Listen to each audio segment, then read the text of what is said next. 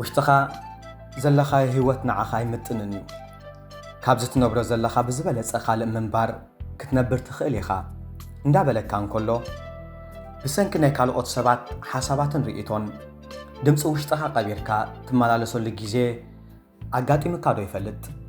እዛ ዛንታ ብውሽጡ ልዕል ኢልካ ብረር ዝብል ዓው ኢሉ ዝጭድር ውሽጣዊ ድምፂ ዝነበሮ ንስሪ ካብ ኣከባቢኡ ዝመንጨወ ኣይትኽእልን ኢኻ ዝብል ድምፂ ብኸመይ ከም ዘጓናደቦ ትገልጽ።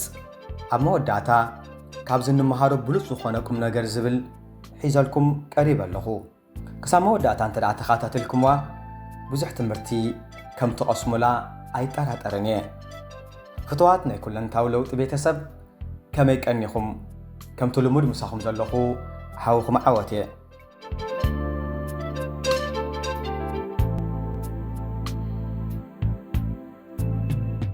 ቅድሚ ነዊሕ ዓመታት እዩ ኣብ ሓደ ገጠር ሱባሓትን ወላዳትን ዝኾና ብርክት ዝበላ ደርሁ ይነብራ ነበራ። እዘን ደርሁ ኩሉ ግዜ እንቋቑሖ ዝወልዳላ ኣብ ትሕቲ ገረብ ሓንቲ ፍልቲ ቦታ ነበረት።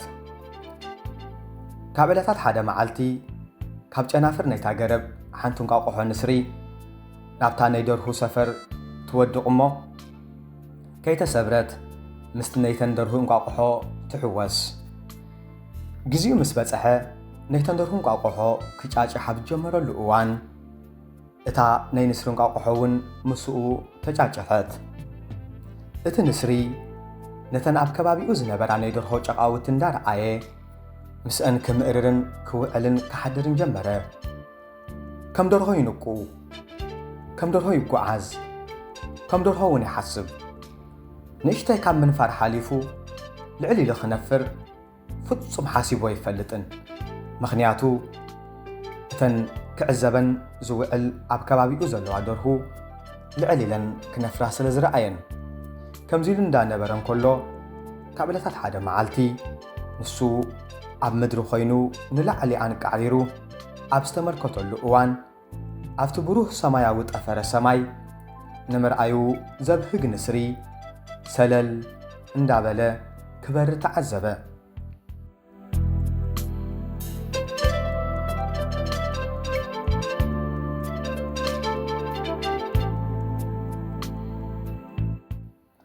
ነታ ምስኡ ዝነበረ ደርሆ ኣብቲ ሰማይ ዝበሪ ዘሎ ዑፍ እንታይ እዩ ኢሉ ተወከሳ። እታ ደርሆ ኣኽናፋ ገፍገፍ እንዳበለት እዚ ዝገርም ኣደናቂ ዝኾነ ፍጥረት ንስሪ ይበሃል። ይኹን እምበር ንስኻ ግን ከምኡ ክትበርር ኣይትኽእልን ኢኻ፣ ምኽንያቱ ደርሆ ኮይንካ ስለ ዝተፈጠርካ በለቶ። ካብታ ሰዓት እቲኣ ጀሚሩ እቲ ንስሪ ነቲ ብውሽጡ ዝድርኾ ዝነበረ ናይ ምንፋር ድምፂ ደፊኑ ነቲ ደርሆ ዝመለሰትሉ ኣሜን ኢሉ ስለ ዝተቐበሎን ካብ ልቡ እውን ስለ ዝኣመኖ ንኽበርር ካልኣይ ግዜ እኳ ፍጹም ሓሲብዎ ኣይፈልጥን እዩ። ምኽንያቱ መንነትን ናይ ህልውና ንሕቶ ኣነ ደርሆ እየ ብዝብል ስለ ዝደምደሞ ልዕል ኢሉ ጸብለል ኢሉ ክበርር ዝተፈጥረ ንስሪ ብሰንኪ መንነቱን ረኣዩን ብትኽክል ዘይምፍላጥ ደርሆ ኮይኑ መሬት እንዳኸደ ኣብ መሬት ተቐብረ።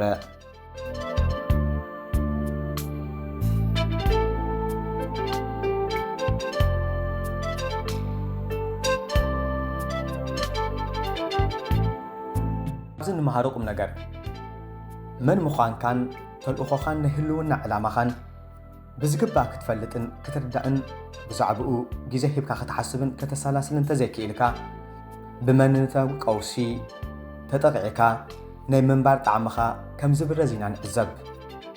ካልእ እንመሃሮ ካብ መን ሓበሬታ ክንቅበል ከም ዘለና ብኸመይ ኢና ሓቅነቱ ነረጋግፅ ዝብል እዩ። ምሁር፣ ፍላስፋ፣ ናይ ሃይማኖት መራሒ፣ በዓል ስልጣን ወይ እውን መዋዕልትኻ ስለ ዝኾነ ንሱ ዝሃበና ሓበሬታ ኩሉ ግዜ ቁኑዕ እዩ። ከይመርመርካ ትውሕጦ ማለት ኣይኮነን። ንሱ ከምታ ደርሆ በታ ዝተረድኦቶን በታ ዝበፅሓን እዩ ክነግረካ ዝኽእል። ናትካ ትኽክለኛ መንነት ግን ንስኻ ምስቲ ልዕሊ ኩሉ መንነት ዝኾነ ፈጣሪኻ ዝህልወካ ዝምድና እዩ ዝውስኖ።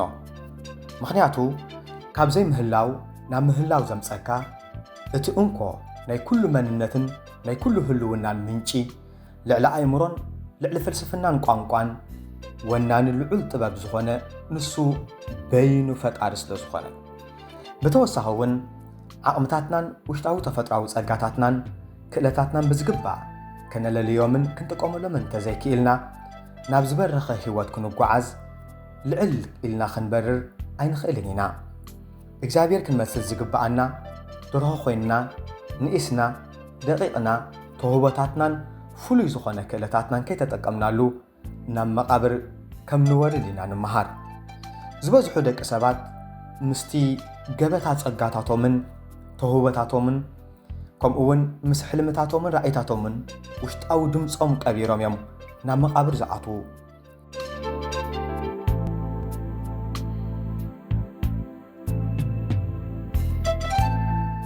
ንስኺ ግን ከምኦም ኣይኮንክን ንስኻ ግን ከምኦም ኣይኮንካን ምኽንያቱ ነዛ ዛንታ ምስ ሰማዕካ ራእይኻ ነፂርካ ግዜኻን ጸዓትካን ንእስነትካን ብግቡእ ኣመሓዲርካ ምስ ፈጣሪኻ ዘለካ ሕብረት ኣጠናኺርካ ናብ ሰማየ ሰማያት እትበርር ደኣ እምበር ደርሆ ኮይንካ ከም ዘይትመውት ስለ ዝኣምን ልዕል ኢልና ክንበርር ኢና እሞ ተፈጢርና መሬት ክንፈሓኽ ፀሓይ ከይዓርበና ኩለንታዊ ለውጢ ንኩለንታዊ ዕብየት ክቡራት ናይ ኩለንታዊ ለውጢ ቻነል ቤተሰብ ካብዛ ዛንታ ገለ ነገር ተማሂርኩም ክትኮኑ ተስፋ እንዳገበርኩ ቅድሚ ሕጂ ዘቕረብክወን ኣዝየን ክጠቕማኹም ዝኽእላ መሃርቲ ዛንታታት ኣብ ናይ ዲስክሪፕሽን ቦታ ክገድፈልኩም እየ ሰሙናዊ ከምዚ ዓይነት ትሕዝቶ ስለ ዘቕርብ ተቓደስቲ ምእንቲ ክትኮኑ ሳብስክራይብ ብምግባር ናይ ደወል ምልክት ክትፀቕጡ ከምኡውን ናብ ካልኦት ንምብፃሕ ሼር